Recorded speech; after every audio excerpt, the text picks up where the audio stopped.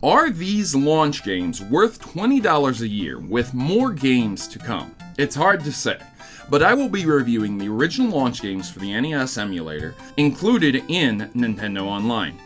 The emulator itself supports an HD resolution, but is only formatted with standard mode, pixel perfect mode, and CRT filter mode.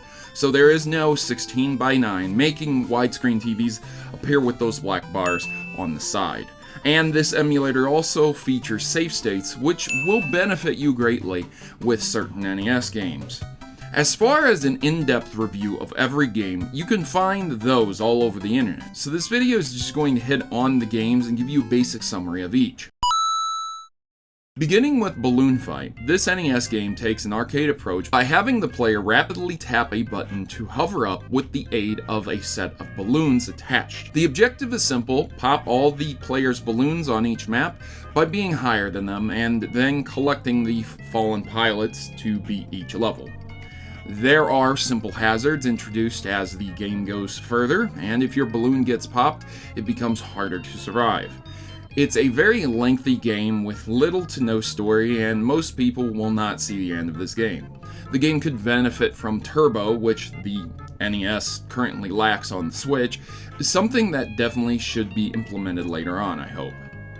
Donkey Kong is similar to the arcade variant, where Jumpman is trying to rescue a kidnapped Pauline from Donkey Kong at the top of the level and must get past obstacles to do so. It's a simple game that takes about 3 levels and can be beaten within minutes, and is a precursor to Super Mario Bros.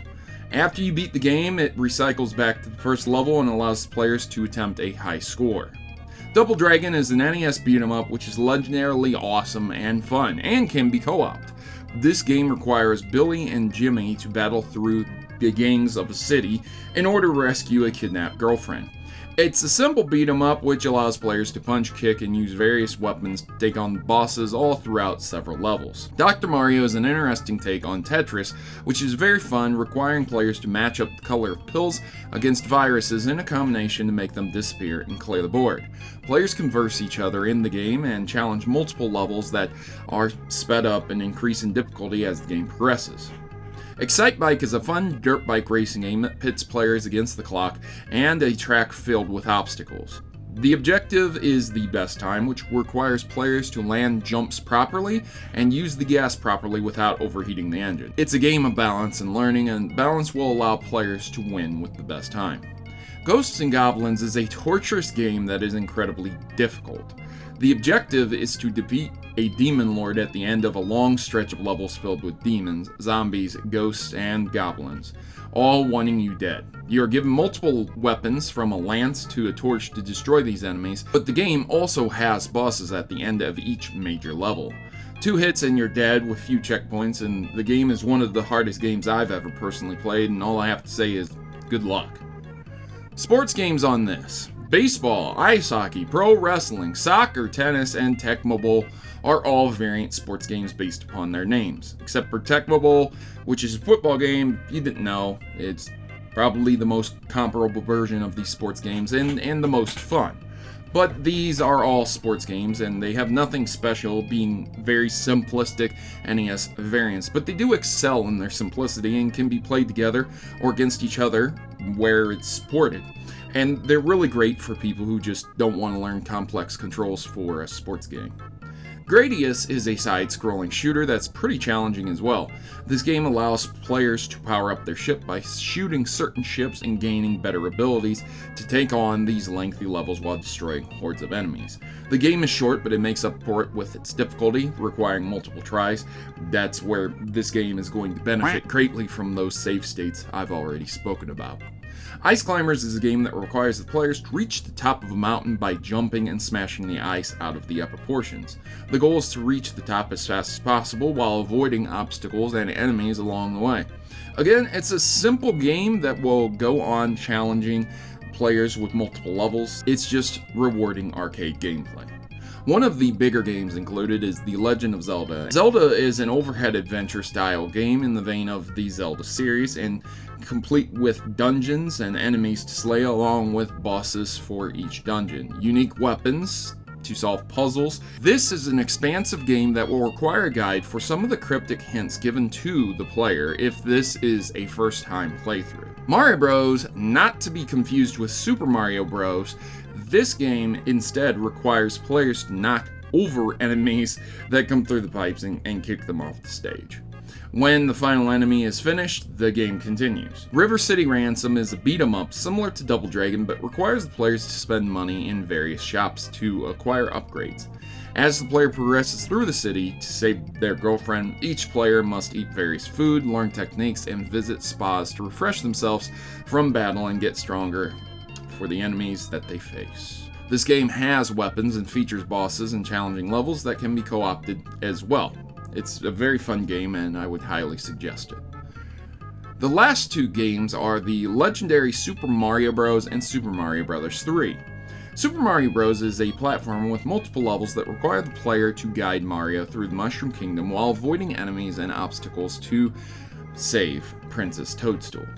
Each world has its own castle and requires the player to beat King Koopa in an effort to rescue the Toads and then save the Mushroom Kingdom at the end. The game has power-ups which allow the player to take an extra hit or spit fireballs as well, and has challenging varying level types, from underwater levels to sky-high levels to stress-filled castle levels. Super Mario Bros. 3 is an upgrade on that formula in every way.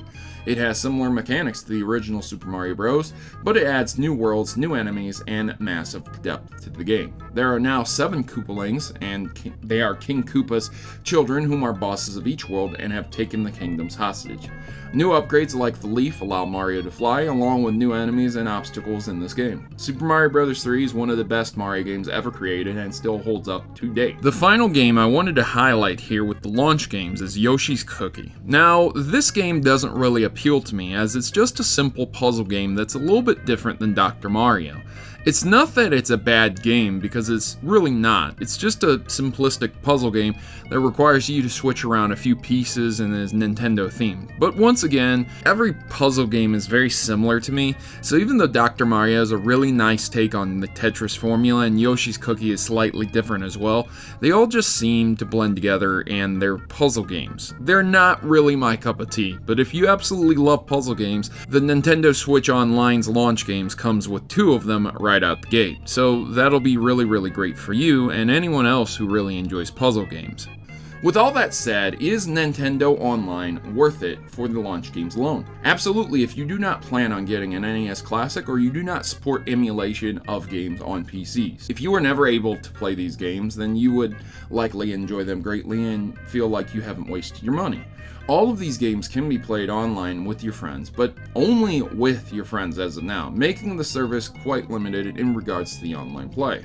But as I said before, if you've never played these games before, the launch games alone like Zelda and Super Mario Bros. 3 are excellent, with more games to come like Metroid, which will add value to the service itself. Nintendo offers a free 7-day trial for these games, and for a month it only costs $4, so you can always try it before you commit yourself to a full year. But if Nintendo are committing to adding new games each month to this catalog of games, by the end of the year, the service will be a decent value for $20 for those whom desire to play these games alone, along with the ability to play online with Nintendo Switch itself. You could buy these games individually on the Virtual Console, you could hook up an old NES and buy these games off of eBay, but again, this is a decent value to just have it conveniently hooked up to your Nintendo Switch and on your main TV in the living room. So hopefully people won't feel like they are wasting their money with this, but I really don't think you will, honestly, other than the simple fact that you'll never own these games because they're going to continuously stay digital. So eventually when the Nintendo Switch service is discontinued and online is gone forever, these games will probably be gone forever, as you won't be able to launch them 7 days after not being able to access online. Perhaps in the future Nintendo will patch that out and allow people to keep all these games, but I highly doubt it. So there you go, there's the warnings, there's the reviews, and the overviews of the games. You let me know if you bought Nintendo Online and you're enjoying these NES games, and like and share this video to other people. If you dislike this overview and this review of Nintendo Online's launch games, you let me know in the comments down below, and you can always click subscribe and stay up to date with video gaming news, reviews, and things that I do on this channel. I've been your host, Protomario, and I'm signing out. As always, good gaming, God bless, and thank you for taking the time out to watch this video.